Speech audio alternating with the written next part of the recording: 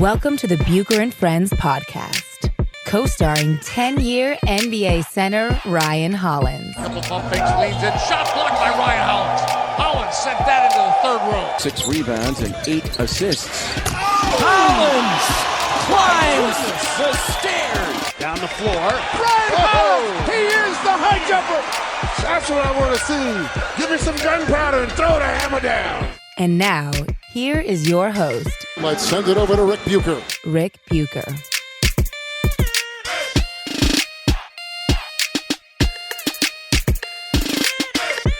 Welcome to another episode of Bucher and Hollins, subsidiary Bucher and Friends, part of the United Wecast Network. I'm Ric Bucher. You can see me on FS1. You can read me on Bleacher Report, and you can follow me on Twitter at Ric Bucher. He is Ryan Hollins. You can see him on ESPN. You can follow him on Twitter at the Ryan Hollins and on Instagram at Ryan Hollins. And you can follow me on Instagram as well at Ric_Bucher. All right. We are actually re-recording this. I just have to be direct. We just had a sensational back and forth on, we started off with social media reaction. And I guess this allows me to truncate that whole conversation. I know that you, in your making more appearances, not you've made them before, but it seems to me that you've been making more frequent appearances on First Take recently. Is that fair to say? Yeah, absolutely. And, to the basketball world, this time of year when there's not really a lot of media going on, you kind of fall on those hump days. Yes. You got an opportunity to own the day a little bit, brother, because the one thing about doing First Take or what's the other show? Is it Undisputed or what's the name of it? Yes. Forgive me, I'm not Speak shooting for a yourself. Shot. Yeah, I get those names mixed up all the time. Well, no, Undisputed is you're the first thing in the morning, so you kind of create the content for the rest of the day, right? And everybody kind of chimes in off of what you've created. You know what I'm saying? Often, I don't know if people really realize you create the content. Like, it's funny, Rick. I'm really involved in the production of the show, right? In the sense that, hey, I'm active in, hey, I like this topic. I don't like this. Hey, I feel strong here. I don't feel strong here. Right.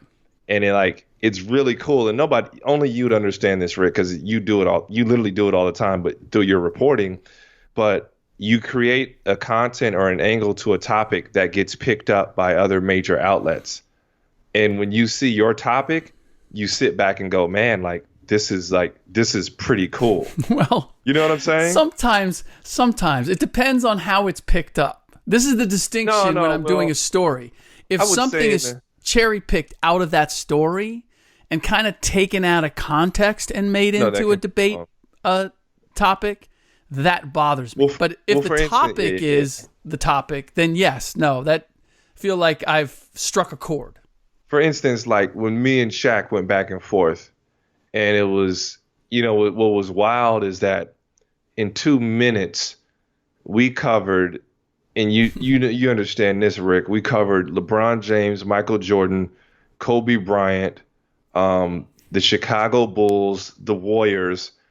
It was an array of topics in one landscape. And I remember on one show, I forget, one of the Bulls was on there and they go, hey, are you better than the Warriors?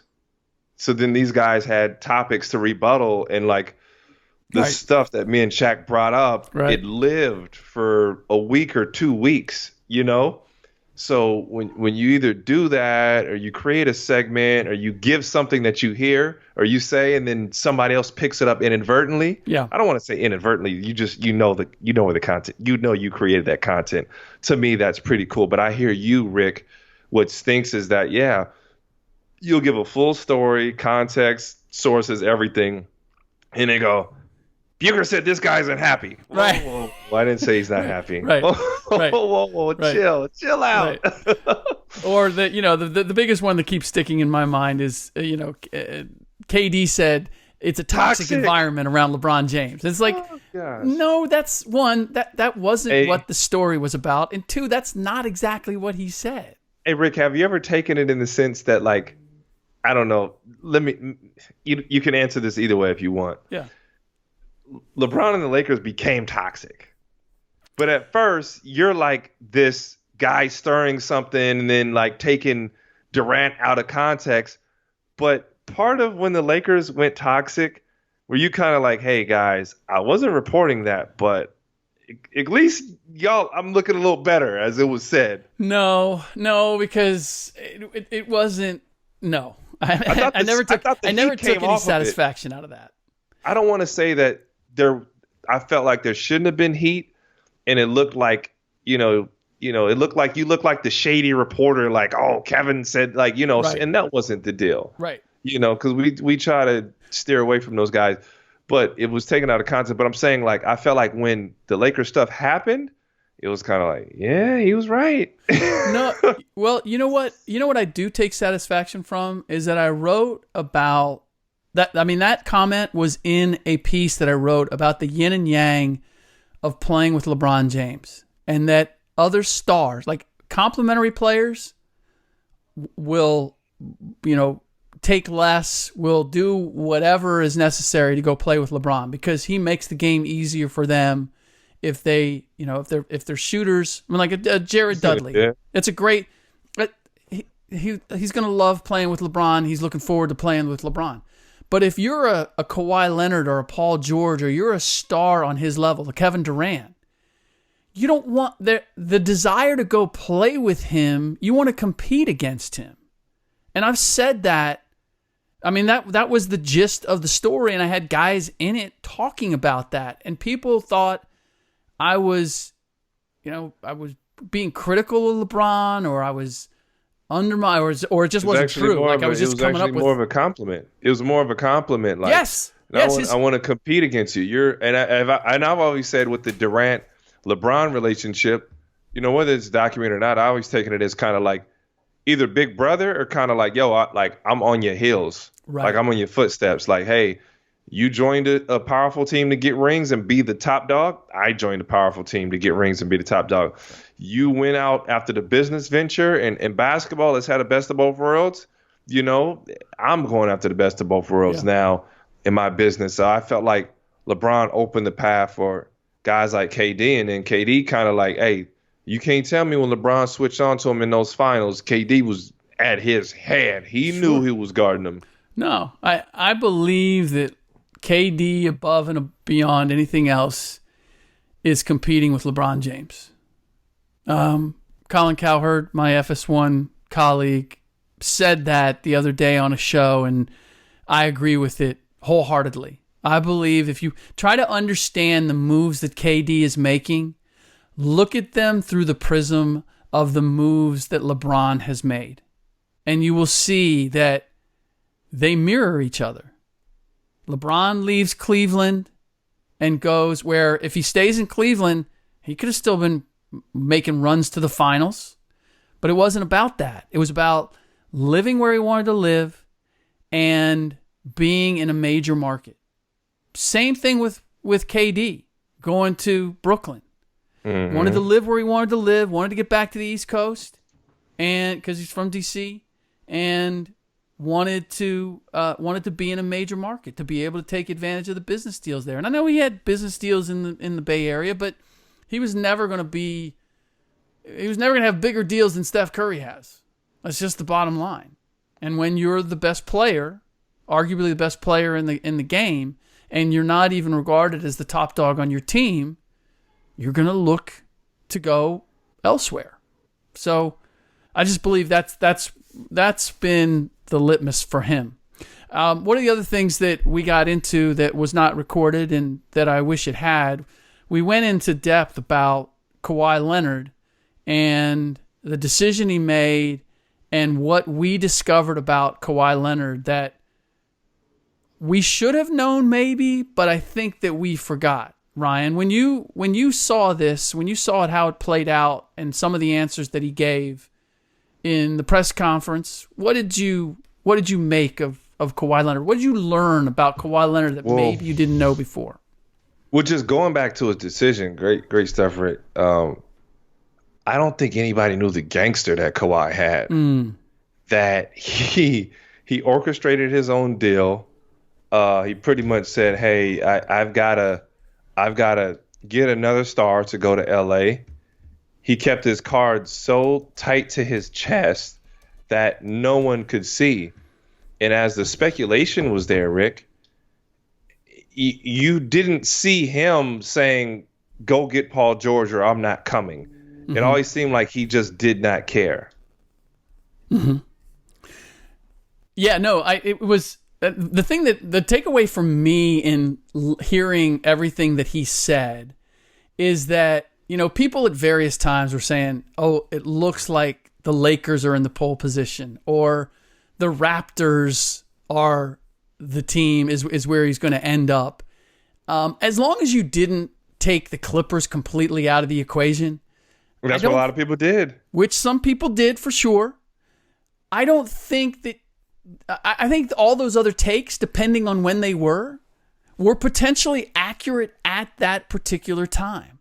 Now, takes when it came to during the season, because I think we had people already saying he was going certain places at that time, and I don't believe that was the case. Now, the Clippers were on him very early, and this is also where it gets confusing, because there are times where a team's intentions somehow get translated into this is what a player is going to do. And the one thing, as you mentioned, the one thing we learned about Kawhi, and we should have, maybe we should have known, and I'm just looking for this.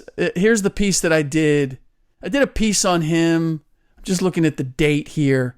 This was July 26th. So this was almost to the day a year ago. And it's there was a quote in the headline is, "Don't expect any favors. NBA execs dish on how to keep Kawhi in Toronto." And it was really a look at what led to him leaving San Antonio and what Toronto would have to do in order to be able to keep him. And so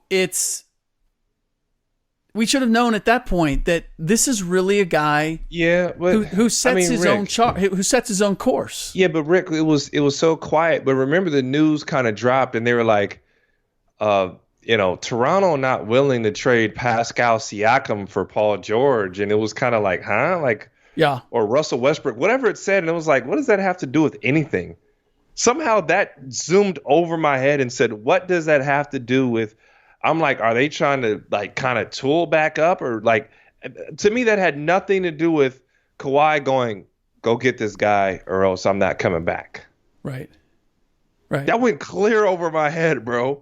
I'm just like, what? I'm like, that's not realistic. Yeah. I'm looking at a couple of quotes here from this story, and one of the an Eastern Conference VP said to me, find out what he doesn't like, what his fears are, what will make him happy, what is most important to him, who does he want to play with, what are those business opportunities local that you can extend to the player. The money is not going to be great, but depending on the market, it could move the needle. All these things matter. You might not think they matter, but they do. And Kawhi Leonard definitively had ideas about what he wanted, who he wanted to play with, and ultimately where he wanted to play. And this is the other element that when San Antonio moved him, it was, at that time, it was Kawhi wants to go back home. And we sort of lost sight of that over the course of the year, did we not? I didn't. To me, I always said that, remember, Rick, we talked. I said this is a guy that was, his NBA berth came into 50-win seasons and championships and domination. And for him, he's at a stage in his career that I feel like playing at home is the most important. And that's why I always favored the Clippers. But Rick, what I lost sight of is that the Clippers' plan was always, and it seemed kind of out the box to me, they positioned themselves for 2 stars knowing they could trade Gallinari. Mm-hmm. And what I really didn't see is that Kawhi had to have expressed that to them a long time ago. Right. Kawhi had to have expressed a long time ago, if I'm coming, this is how I'm coming and why I'm coming. You're getting another star. Right. And Gallinari ain't it. Right. You know what? But ultimately, here's the thing. The Clippers weren't able to get that done. Kawhi was the one who instigated it. He was the one who called Paul George and said, come play with me. And then Paul George going to Oklahoma City and saying, I want to go to LA. I want out. I mean, ultimately, that's why I go back to, and I thought, look, I had, along with our friend Jalen Rose, I wasn't saying 99%, but I thought by default he would go back to Toronto on a short-term deal because, as he said to me at the beginning of the year in another piece that I did, I think it was in the yin and yang of playing with LeBron, he said, I want to compete against him. He's beat me once in the finals. I beat him once in the finals. I don't have anything to prove, but he gave the indication. He wasn't even thinking like, oh, I got the chance to go play with LeBron. That's what I want to do. That was not his mindset. As with, I mean, that's the validation that I feel in that story was that, look, stars, it's a compliment to LeBron. His shadow is too big. Guys don't want to. They want to compete against him. They don't want to play. They don't want to play in that shadow. They don't want to be the second banana. I hear that, but I feel that Toronto wasn't second up. I felt like the Lakers were, in a sense, if they kind of maneuvered the right way, and the Clippers couldn't for some odd reason. In the sense that Kawhi was creating this path where he can manage his way to another championship, and really. You know, I had missed that. I had missed that, but I felt like, you know, when I heard Lakers in the mix, because I took them all the way out. Yeah. I felt like that was the play there. That hey, I can play with another player. Right. I can get in, and we can kind of take turns, and I can get back to where I needed to be. And I would, you know, I haven't spoke to Kawhi. I don't know anything about anything, but I felt like they were a strong second in the sense that. They could kind of get there, you know. This is why I question that, and I guess it's the tug of going home. But if they were a strong second, why would he call Paul George to see if he would come to the Clippers to play with him for the Clippers? He didn't have to do that. He didn't have to go to those lengths. He already had not only one star. He had two stars that he could play with the Lakers. There wasn't any need for him to go the extra mile and recruit a star to the Clippers so that he could go home and play for LA. That's where, I'm not saying that Toronto was second. I'm just saying, I feel as if, yeah, the Lakers were an option, but it was almost like it was an option he really didn't want to have to exercise. He was looking for another way to go play in LA and not have to play for the Lakers. Oh, yeah. No, absolutely. Absolutely. I felt like the Lakers were a B plan because of you'd have to go join LeBron, which, you know, it's not that LeBron is a bad guy, but he wants to do it his way. And also in the sense of, hey, the Clippers laid it out for me. The Lakers laid it out for LeBron, and they're going to kind of lay it out for me too, and they laid it out for AD. Yeah. We're kind of going to be equal shares here, but the Clippers laid it out for me. So From the beginning. So yes.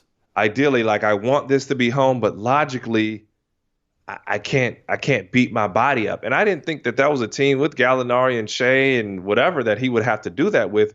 But I think he saw it as I need another star, and I'm not going to question the man's basketball because I think within the last 2 years, he's made some of the most powerful moves we've seen, Rick, in the sense of he gets out of San Antonio, he wins it with the Raptors, they go all in, trading for Gasol and moving some of their young pieces, and then. He gets on in the great. I mean, I couldn't think of a more ideal situation with the Clippers now. Well, and yet, look, and this is what, again, when you think about what Kawhi went through, he stood up to the most revered franchise in the NBA. Maybe Yeah. still, right? Yeah. And some of the most revered players. Mm. And said, Absolutely. Right? Absolutely. No, yeah. And Yeah. so that, again, an indication of, one, this dude is strong-willed, he's mentally tough, and he's going to do what he thinks is best for Kawhi Leonard. That's why. Man, I'd have cracked, bro. Right? I'd have cracked under. There's a lot of pressure, man. Oh, There's a lot of pressure. I'd have cracked, or like, emotionally, I get to Toronto, and I'm going at San Antonio. I'm throwing little jabs. I'm happy now. Right. No one's throwing me under the.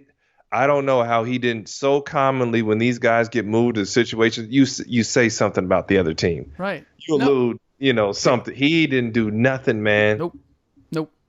No, he is, I think people underestimate him from how quiet, because of how quiet he is. And even, whatever role Uncle Dennis had, people have hated on Uncle Dennis, but those two orchestrated exactly what they wanted to have happen.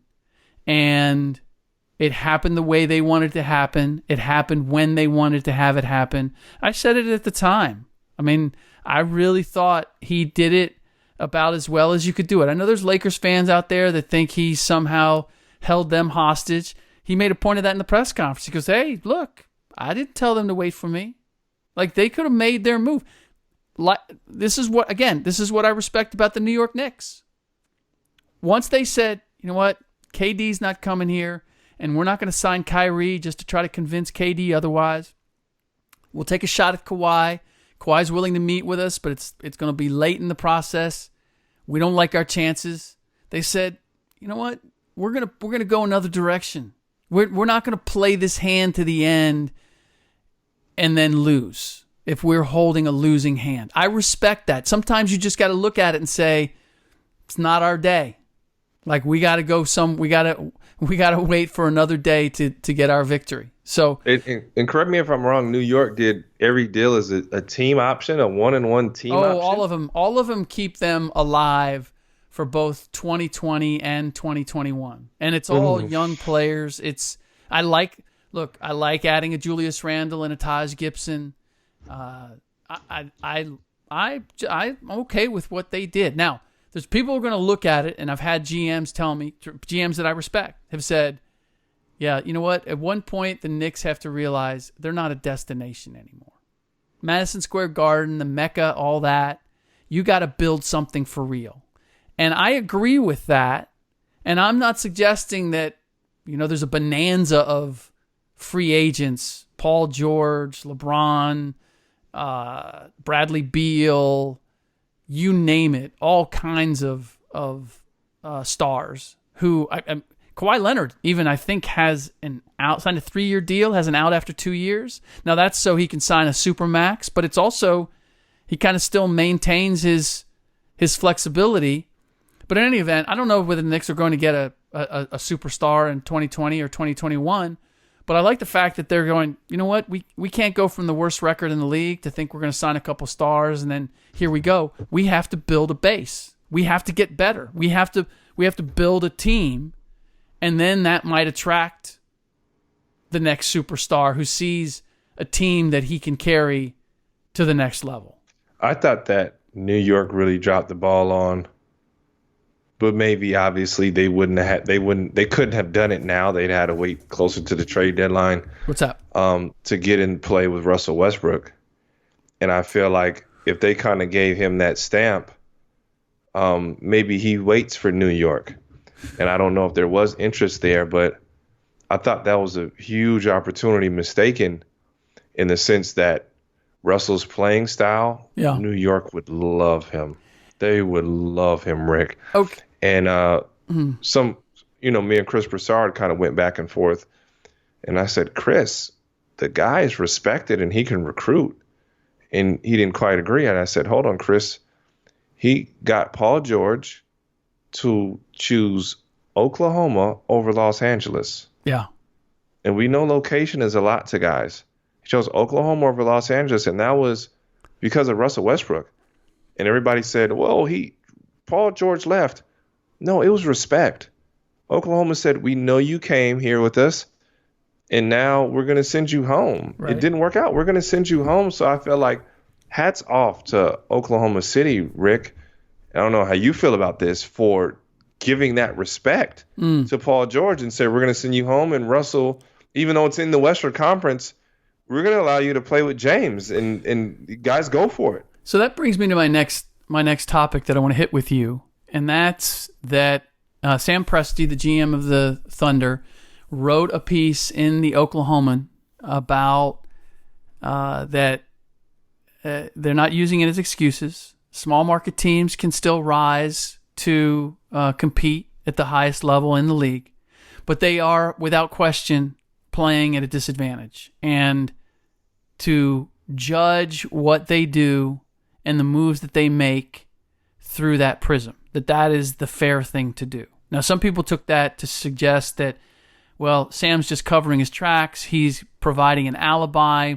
He should have never signed Russ Westbrook to the max deal. He had to move Russ Westbrook, as you know, that moving Russ Westbrook was a concession, that signing him was a mistake. And I categorically reject that. Now, my view of Russell has shifted over the last year or so. How was that? Well, I first of all, I always defended him when both KD and Russ were there. People would say that Russ is holding KD back, and I'd say KD was an MVP in Oklahoma City, a league MVP, and won 4 scoring titles. Shut up with the Russ Westbrook isn't allowing KD to be KD. It might be the offense, but I looked at it and I felt that KD had some issues as much as Russ did. And you want Russ to be a prototypical pass first point guard? That's not who he is. And there were times where KD wasn't aggressive or was settling. And Russ was like, I can go everybody and try to get by the cup. I'm going to give it to you a couple times. If the ball comes back to me and you haven't made a move or you're going to jack up a 26-footer, I'm going. Okay? I'm not waiting for you, because I can get it done too. And with the level of energy that he expended, the amount of work that he did on his game, his level of fitness, the fact that, okay, so he could be surly with the media and fans at times, but I never heard that he was surly with teammates. He was demanding, but he wasn't surly. I didn't hear anything. I had never heard anything about Russ Westbrook that comes anywhere close to what I heard about Chris Paul behind the scenes. Well, no, not even. Well, how did you feel about, and was this part of your twist? And I know Stephen A. kind of did this on the show before I came on, that he said that Russell Westbrook kind of had a talk with KD, and KD left him under the impression that he was coming. And then staying, yeah. And then he kind of gets a text and kind of left Russ hanging a little bit. Right. Where they had all went to eat, and, Kendrick confirmed it, but everybody slammed Russ big time. And when KD left, because Russ ran him out of town, they slammed Russ. Yeah. Or like, what? Well, why are you mad at him, Russ? Right. Or what's your deal? And now Russell held code and never complained and said, man, because this dude told me he was staying, And right. I know they're boys now. They got along, man. It's obvious, it's water under the bridge. But did that kind of change your mind to Westbrook and go, man, like this dude took a lot of scrutiny and he never threw Kevin under the bus? No, that only confirmed it. I mean, look, he did the whole cupcake thing. So it's not like he didn't take some of his shots at some point. But No. What I'm saying is he didn't tell the story. Right. He didn't say why. Yeah, but that's... Now, clearly they got into it. They got into it, but I'm saying he could have blown... That would have changed the whole perspective. Right. Well, but I think it's a matter of do I want to do I want to benefit the media and tell this story, or am I just going to hold fire? I mean, Rick, you've been there. He was getting bashed. Yes, he was. Russ was getting bashed, and he took it on the chin and never, he didn't want to. Oh, let me explain myself, guys. This is why. He's been bashed. He's been bashed since he's been in the league. And he's being bashed. He's being bashed now. The whole idea that Oklahoma City made a mistake by signing him to the max. That's crazy. Is just idiotic. I don't know any other way to put it. You're Oklahoma City, and you have a guy who's a league MVP. And you can talk about how he got triple doubles. The fact is, averaged a triple double 2 seasons in a row, and you're saying he's not worth the max. Not worth the max. Well, and ultimately too, I take my hat off again to Sam Presti because, like I brought up again, he took on Chris Paul's contract, and now they're going to have to be very creative to move that. They're going to have to be really creative, and it creates an intriguing situation. But to me, I have a deeper respect because I felt like he took that on to get Russell somewhere that he could be happy, and he didn't have to do that. He didn't have to do that, right, Rick. 100%. And maybe there's more to it. This is my speculation. I'm not taking this from any source or anything, but I take it, hats off. He sends Russell to Houston, and he sends Paul to L.A. Now, the L.A. move was crazy because he gets Shai Gilgeous-Alexander, future picks. That's going to be something that puts Oklahoma in good running moving forward. Mm-hmm. But ultimately, I believe the Westbrook move was it was respect. It's like, dude, you signed back. You did not leave. And now we want to help you go where you want to go. Yeah. I can't help but feel that if and when they move Chris Paul, and I would expect that they will, it may not be before the season starts, but I can't help but think that Andrew Wiggins is going to be involved. Because when I look across the league, if there's one contract that a team is motivated to move, as much as Oklahoma City is motivated to move Chris Paul, it's the Minnesota Timberwolves. That would be a really good fit. Motivated to move Andrew Wiggins. That's a really young team, and Chris's leadership could really come into play there. It could come into play there, and you got you would be putting together a young backcourt in Oklahoma City to see how that works between Shai and Andrew Wiggins. Yeah, they Canadians, they're the they definitely have a connection there. I feel like they look alike, man. They might be some side by sides action there. I've heard some rumblings, but I haven't heard anything definitive. It just, again, this is where taking the 30,000 foot view often is the most accurate. You just kind of sit back and you look at what makes the most sense. And if we put together Kawhi Leonard and what he said when he wanted out of San Antonio, he wanted to go to LA. He didn't want to play with LeBron. He wanted to compete against him. His being very much his own man and demonstrating that in a multitude of ways. It all just kind of makes sense. And I'll throw this out too for Chris in the sense that, I hope he gets to orchestrate a move where he may be set up.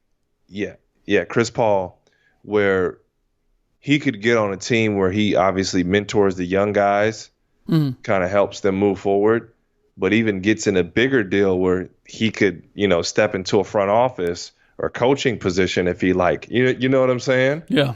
Because he's got that type of personality and kind of zing. It didn't work with James in the sense, and I don't know details, but those guys were too close. They were two alphas. They were just too close, man, and it didn't work out. But I think in a situation where he can mentor guys, they can really have the value of what he has to say, and the yin and yang of the experience versus the youth could be very positive for him. Yeah. Two alphas and yet very different personalities. Look, they fought. They had a disagreement in a commercial.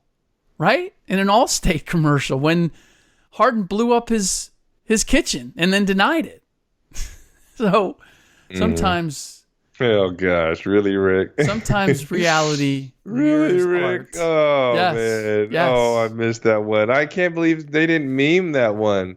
For sure. I can't believe they didn't meme that one. Wow, man. But, hey, man. You know what? They should have memed Chris Paul. Somebody should meme Chris Paul saying in that video, "It's you, James. It's you." I can't believe nobody did that. Dang, that was seriously missed. No, that was, and in all reality, Rick, you know, you look at Houston in that situation, but yeah, teams go after it, and when it doesn't work, you break it up. That's what happened with Lob City. Yeah. When it didn't work, they all right, DeAndre, you out. All right, Blake, you're out. Like, when it doesn't work, you put a run behind it, you put different pieces, you tinker here and there, and then teams move forward. Exactly. That's basketball, man. Exactly. It's the NBA. All right. That does it for this episode. This episode seemed to be a lot longer than it actually was. That's because we had recording issues. We did about half a show, and then I looked down, and it had stopped recording about Rick, 2 minutes and 40 seconds in. I don't really consider this a show. I feel like it's kind of like a phone conversation, bro. Pretty like much. we get to catch up.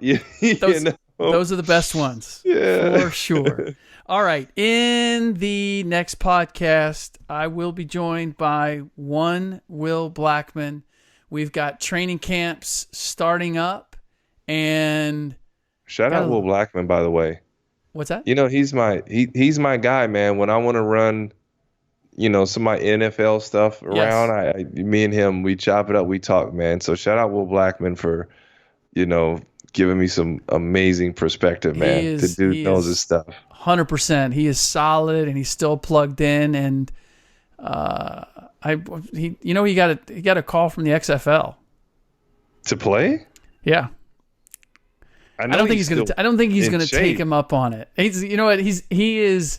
Will is somewhat of a perfectionist when it comes to if he's gonna play, he wants to be 100%. And I think he's moved down the road a little bit. He's still working out like a fiend, but. Yeah, like I know he had mentioned kind of playing and he could bring something to a team, so he still has that bug kind of. He still does. Yeah, he still does. See, I don't have the bug, Rick. Well, you got a new bug. Yeah, I got a new bug. I need to get a new bug. When I stepped away from the game, I was fine. The big three for me is supposed to be, you know, weekend warrior basketball, man. Those stats aren't supposed to mean anything. I caught you the other day. It was fun. It was fun. Oh yeah. Fun watching you. Fun seeing some familiar faces out there for sure. Mm-hmm. I hope that league is able to thrive. All right, that does it. As I said, in the next podcast, I'll be joined by Will, and we'll catch you up on OBJ and Baker Mayfield and the amazing chemistry they already seem to have. Will has a lot of insight into OBJ, having covered him at various times. So we'll get his read on that. In the meantime, don't forget to rate us, and if you'd like us to do something for you, wherever you rate us, iTunes or wherever you get your podcasts, then screenshot that review and send it to @BucherFriends, and you'll be eligible to win some prizes. All right, in the meantime, as always, thanks for listening.